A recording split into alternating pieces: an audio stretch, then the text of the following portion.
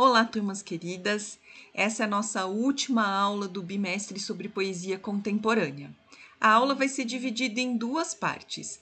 Nessa primeira parte, nós vamos falar sobre a poesia feminina e a poesia feminista.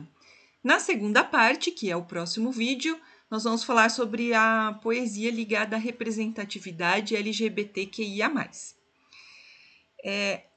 Tudo isso, né, tá dentro aí da nossa aula, que é sobre a representatividade de gênero. Esse, de todos que a gente falou nesse bimestre, é um tema mais delicado, porque é aquele sempre que vem envolto em mais preconceitos e distorções de conceitos. Então, além de falar da poesia, das características da poesia de representatividade de gênero, eu vou precisar falar com vocês também sobre alguns conceitos para a gente entender direitinho o que significa poesia de representatividade de gênero. Por isso, vamos começar com o conceito, com o significado da palavra gênero. Então, gênero, de acordo com o dicionário, eu usei esse aqui, o Michaelis, é conceito de ordem geral que abrange todas as características ou propriedades comuns que especificam determinado grupo ou classe de seres ou objetos. O que significa tudo isso? Então, a palavra gênero, ela se refere a um agrupamento de seres ou de objetos que tenham características comuns. A palavra gênero é usada em vários setores do conhecimento, né? Por exemplo, na biologia, nas artes plásticas, na gramática, na geometria, na música, na filosofia, na sociologia e na literatura. Na literatura, por exemplo, né, para ficar mais fácil de entender, né, o que significa gênero, nós estudamos o gênero poético, ou seja, a poesia, que é um dos gêneros literários. Nós estudamos a narrativa, ou o gênero narrativo, e o gênero dramático. Então, dá para entender que gênero é um agrupamento, no caso da literatura, de textos que tenham características em comum. E aí, nas outras áreas do conhecimento, vai ser de coisas, né, de seres ou de objetos também que tenham essas características em comum. E na questão social, né, ou na sociologia, podemos dizer, né, o que significa gênero na sociedade? Então, eu peguei aqui uma definição da historiadora Joan Scott, que é assim: gênero é um elemento constitutivo das relações sociais, baseado nas diferenças percebidas entre os sexos. Então, nessa definição, tem dois elementos importantes aqui. Primeiro, que a ideia de gênero na sociedade, ela é sobre relações sociais, né? E ela é baseada nas diferenças percebidas entre os sexos e não nas diferenças entre os sexos. O que significa isso? É importante para a gente entender bem esse conceito, a gente fazer uma diferença entre sexo e gênero. Então, o que é sexo? Sexo diz respeito às funções biológicas que diferenciam homens e mulheres. Portanto, sexo é um gênero, né? Se a gente for falar, tem o gênero masculino e o gênero feminino, na biologia nós estamos falando de sexo, ou seja, o que diferencia as questões anatômicas, fisiológicas, que diferenciam os corpos masculinos dos corpos femininos. Exemplo, somente um corpo feminino é que pode engravidar. Um corpo masculino, a medicina ainda não descobriu como reverter isso, né?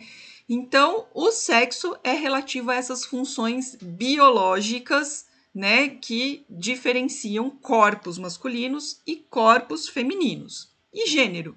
Gênero é uma construção social atribuída ao sexo, né? Então, o gênero, quando nós estamos falando de sociologia, ele não é diretamente ligado a uma função biológica. É uma atribuição social que nós fazemos por causa dessa visibilidade que a gente tem, né, de um corpo masculino e de um corpo feminino, né? Vamos dar um exemplo mais prático disso. Então, quando nós falamos, por exemplo, é uma atribuição da mulher, é uma função da mulher cuidar da casa, né? Isso é algo que foi dado socialmente, é uma construção social. Não é pelo fato dela ter uma biologia feminina, ou seja, que o corpo dela ser um corpo feminino, que a faz apropriada ao trabalho doméstico. Aliás, a gente poderia dizer que se for questão de anatomia, né, um homem seria até mais apropriado para o trabalho doméstico, uma vez que normalmente os músculos masculinos são mais fortes, né? Porém, né, foi uma atribuição construída socialmente para as mulheres. Coisa, aliás, né, que o movimento feminista, do qual nós vamos falar daqui a pouco, até relativiza, né, dizendo assim, a casa é de todo mundo. Então, independente de você ser homem ou de você ser mulher, então você também é responsável pelo cuidado à sua casa. Bom, tendo feito então essa diferença entre sexo e gênero, aí nós já vamos entrar na questão da literatura feminina. A literatura feminina, né, como as outras literaturas, né, que a gente tem visto que são dessas questões identitárias, né, que nós vimos a literatura negra e a literatura da periferia, ela surge com esse nome a partir da segunda metade do século XX, né, em que começam a se formar movimentos, né, sejam movimentos sociais organizados ou mesmo um movimento social que não precisa ser organizado especificamente para isso, mas começa a haver uma maior reivindicação de grupos que antes eram excluídos socialmente de um acesso maior.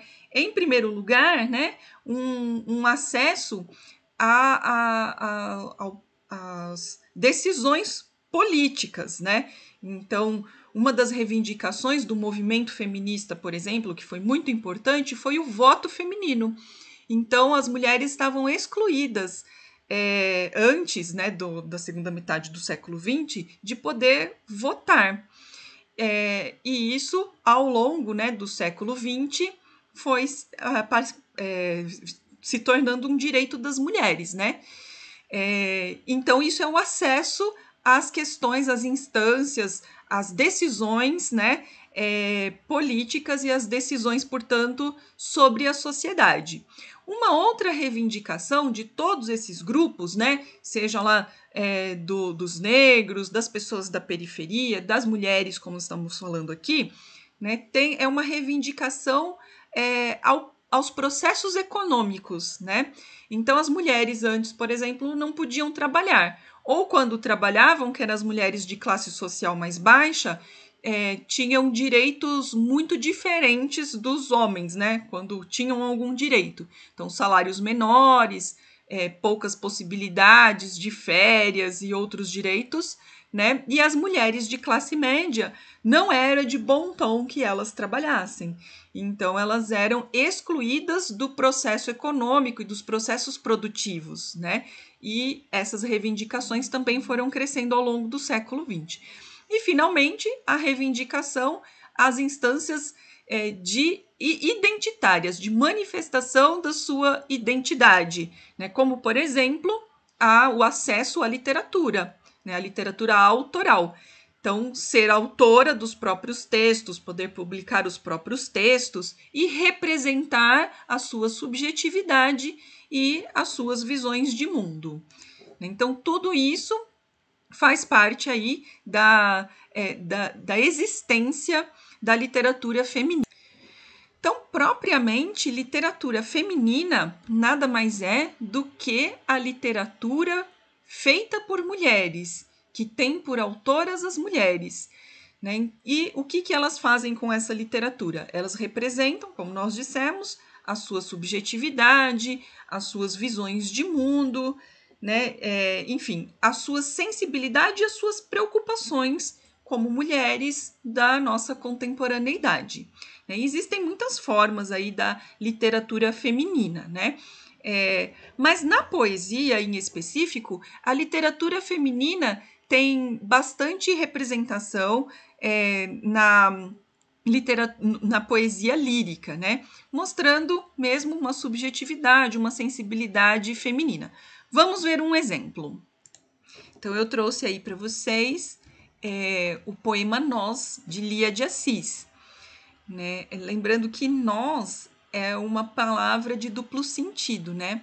Nós pode ser nós dois, né? Duas pessoas, como nós também tem a ideia de um laço, né? De nó. Vamos ler o poema.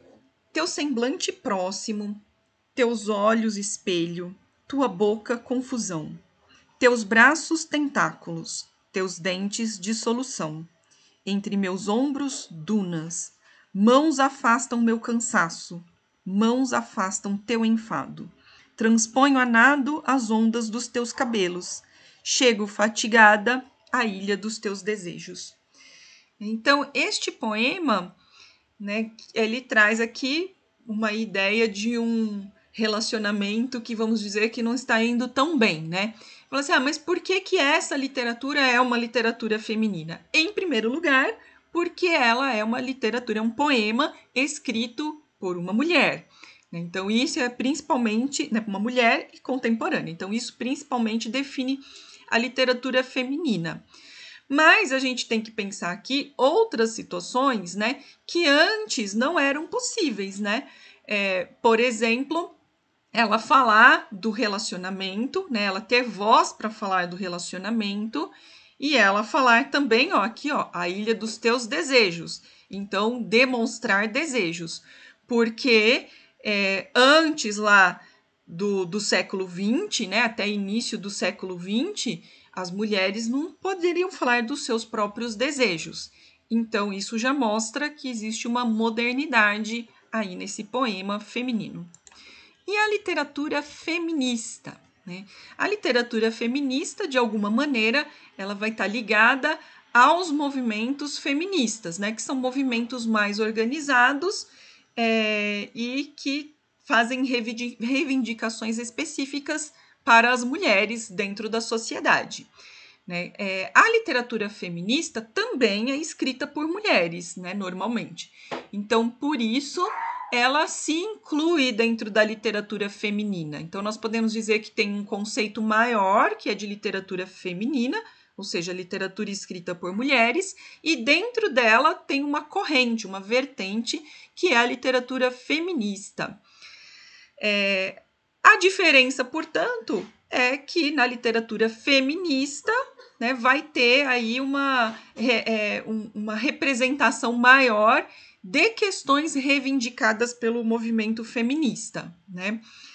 Existe uma literatura feminista mais engajada, com um tom mais de protesto, e uma poesia feminista mais lírica, né, que trata das questões que o movimento feminista traz para a sociedade, mas de uma forma menos politizada, se é que eu posso dizer isso, né? Ou de uma forma menos engajada, se é que eu posso dizer isso, mas de uma forma mais lírica. Vamos ver um exemplo.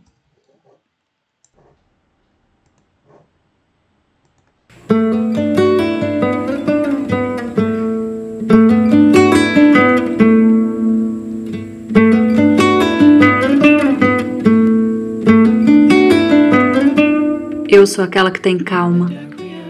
Entra um cisco no olho, eu não esfrego, não. Vou pro espelho e procuro.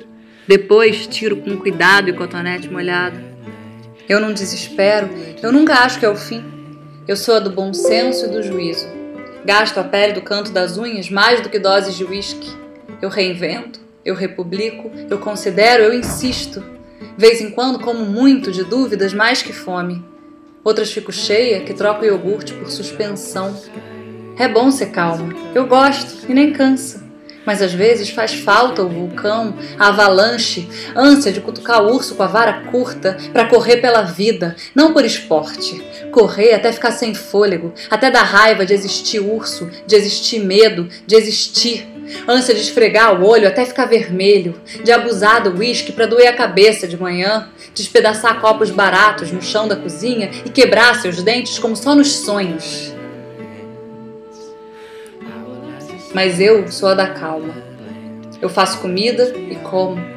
Eu leio, escrevo, eu tomo banhos de banheira, faço furos nas paredes, choro em frente ao computador. Eu durmo e acordo e abro as cortinas. O dia sempre olha para mim nessa hora. Ele nunca falha. E nem eu. Então esse foi o poema de Maria Rezende, que é vinculada à poesia feminista, né? E ela traz nesse poema, depois eu vou deixar o link para vocês lá no Moodle, né? Ela traz a questão da mulher ser considerada sempre louca, né? Então existe essa discussão, né, dentro do movimento feminista de que a mulher sempre é considerada instável, maluca, que não pode gritar, né? Não pode ficar nervosa, quando está nervosa é problema biológico. Então ela traz de uma forma bastante lírica, ela aborda essa questão de uma maneira bastante lírica. Então essa foi a apresentação da poesia feminina e feminista para vocês. Espero que vocês tenham gostado. Espero que queiram ler mais e conhecer mais autoras, mais poetas, que hoje tem bastante. E encerro aqui a primeira parte da nossa aula e encontro vocês na segunda parte da aula sobre a poesia LGBTQIA+. Até daqui a pouco.